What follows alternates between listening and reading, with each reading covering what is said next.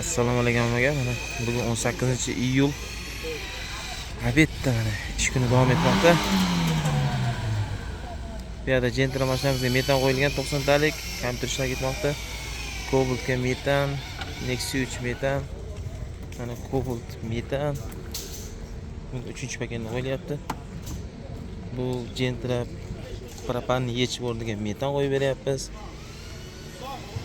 Propanni yechib o'rniga metan qo'yib berish 3,5 million so'm bo'lyapti. 90 talik metan qo'yib beryapmiz. Bu Lacetti mashinamizga ham propanni yechib metan qo'yib beryapmiz.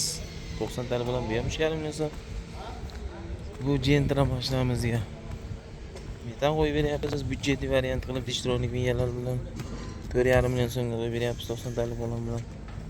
Ichkarida 12 mashinamizga metan qo'yib beryapmiz. 1,5 millionga.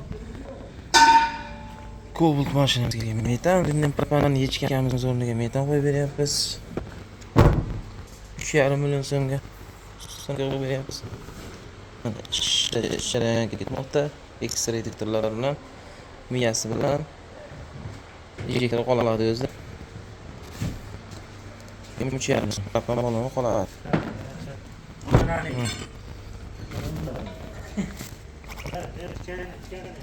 Gentra metan 12 1,5 million.